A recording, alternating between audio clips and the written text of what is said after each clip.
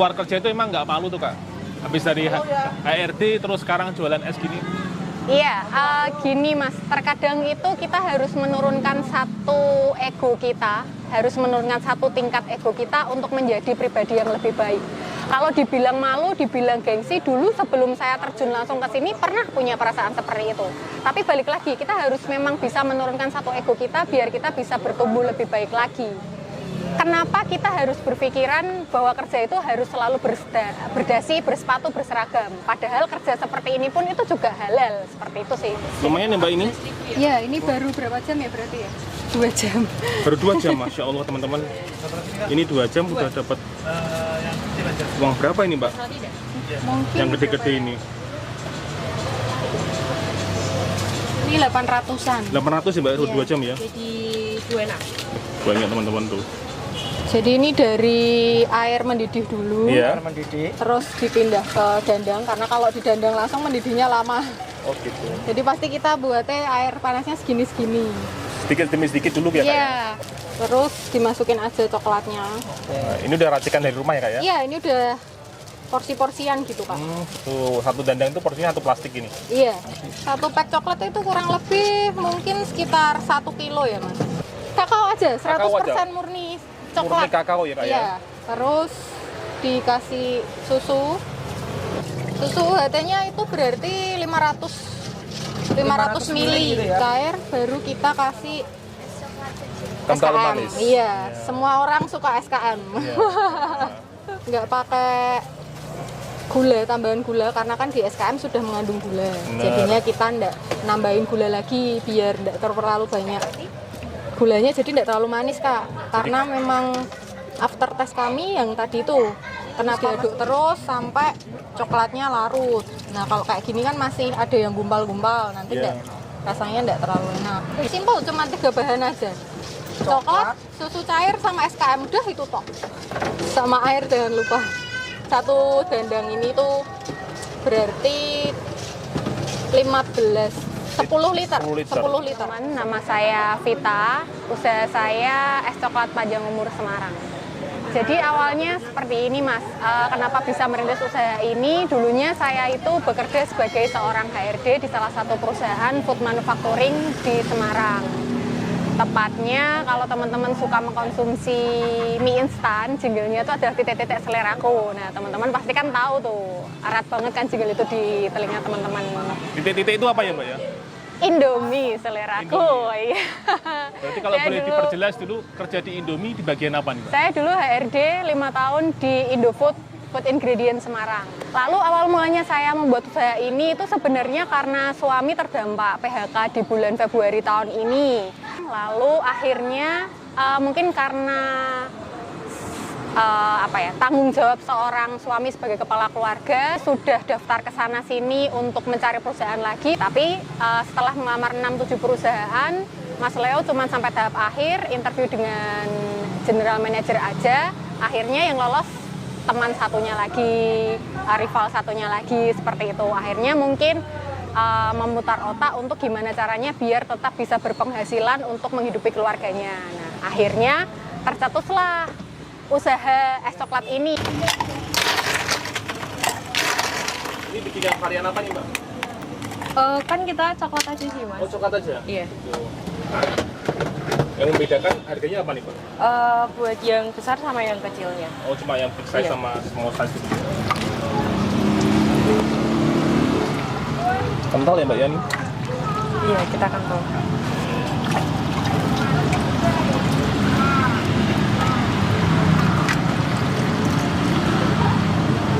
Kalau sehari bisa habis berapa kali dandang gitu? Kadang 3, kadang 2. Paling banyak 3 dandang ini ya Mbak ya? Iya.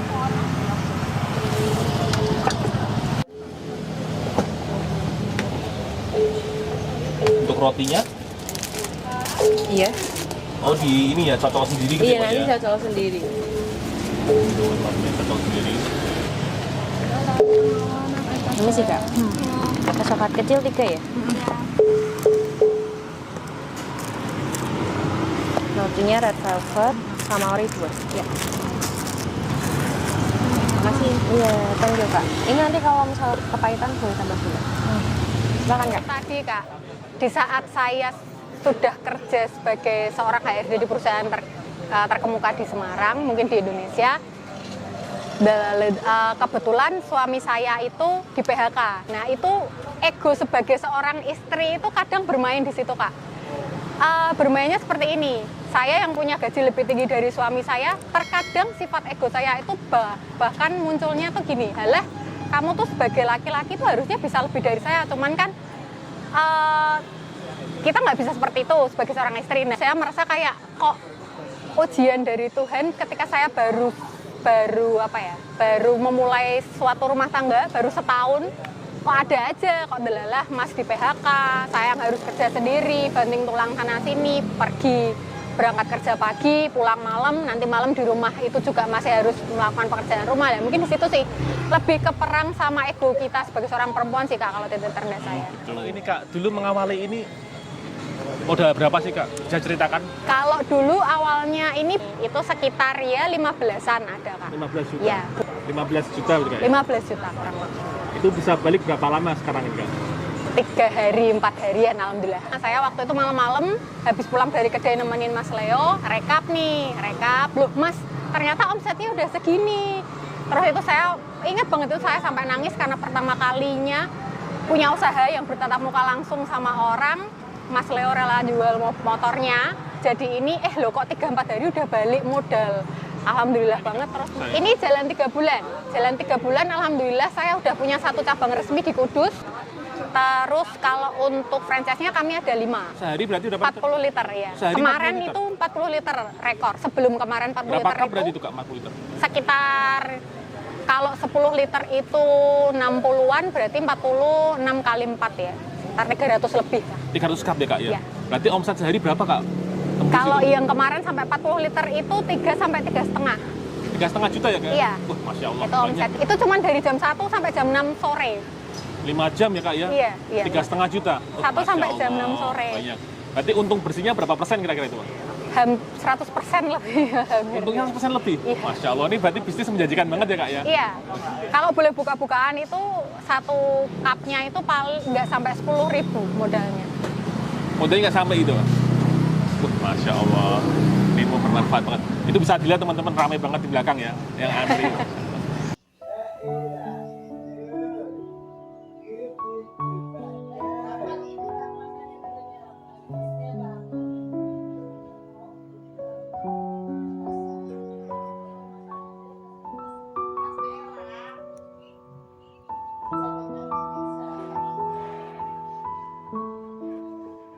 Saya pernah baca suatu kutipan bahwa ketika usahamu pengen lancar, usahamu pengen beda dari yang lain dan bisa bertahan lama, punyalah ciri khas. Terkadang itu kita harus menurunkan satu ego kita, harus menurunkan 1 tingkat ego kita untuk menjadi pribadi yang lebih baik. Kalau dibilang malu, dibilang gengsi, dulu sebelum saya terjun langsung ke sini pernah punya perasaan seperti itu. Tapi balik lagi, kita harus memang bisa menurunkan 1 ego kita biar kita bisa bertumbuh lebih baik lagi.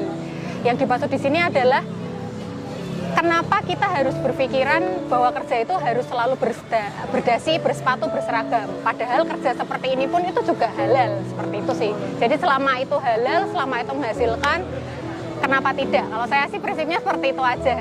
Ada orang berapa yang meremehkan Kak? Lebih dari 10 ada Kak. Termasuk dari mertua, orang tua saya sendiri, mantan bos saya, rekan-rekan kerja juga ada. Bahwa ya udah kerja di kantor aja enak, gaji bulanannya pasti tiap tanggal segini kamu dapat gajian. Kalau gini kan paling cuma sebentar usahamu, habis itu paling ambruk lah, istilah orang Jawa kan kayak gitu Kak. Banyak yang remehin kayak gitu, cuman di satu sisi selama saya tujuan buka usaha ini bisa bermanfaat buat orang lain, semoga Gusti Allah pun juga ngasih jalan. Kenapa saya pengen buka kedai kayak gini, kalau besok besar saya bisa membuka lapangan kerja untuk banyak orang sih Kak. Pengennya seperti itu. Malah mungkin jalannya Tuhan memang harus berwirausaha seperti ini. Akhirnya ya nggak nyangka kalau bakal rame, bakal seviral ini, nggak nyangka juga. Kalau prinsip saya pengen bermanfaat bagi banyak orang Mas. Saya itu punya cita-cita dari SMP. Saya tuh pengen punya panti Wreda sendiri, tapi khusus untuk orang tua yang terlantar. Saya pengennya adalah orang-orang tua jalanan yang memang dimana mereka itu memang nggak punya siapa-siapa, nggak punya rumah, itu biar ikut sama saya di panti saya. Itu pengen banget saya seperti itu, dan ya semoga dari usaha ini bisa menghasilkan cita-cita saya itu sih Mas. Amin, amin. Alhamdulillah setiap Jumat kami ada sedekah rutin ke panti asuhan atau ke panti Breda. Saya memang sangat menyukai panti Breda. Nggak tahu, saya sangat cinta sama orang tua yang nggak mendapat apa yang orang tua saya dapat gitu loh. Jadi saya pengennya tuh orang tua di luar sana tuh tetap mendapat kasih sayang dari anaknya, walaupun bukan dari anaknya langsung. Itu yang Mbak rasakan setelah sedekah itu efeknya ke usaha gimana? Alhamdulillah tambah rame Mas. Ya mungkin memang benar perkataan lagi-lagi ya, kamu sedekah sebanyak apapun atau sedikit apapun, selama kuncinya ikhlas, itu pasti akan membawa keberkahan di hidup. Yang penting kuncinya kalau sedekah itu adalah ikhlas. Mau kamu sedekah cuma Rp1.000 sampai 1 juta pun, tapi kalau kamu nggak ikhlas, tetap kemungkinan nggak akan ada hasil.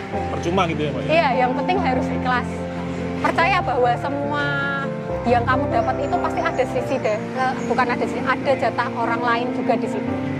Berdagang itu kuncinya memang yang pertama konsisten, yang kedua jujur, yang ketiga itu jangan pernah putus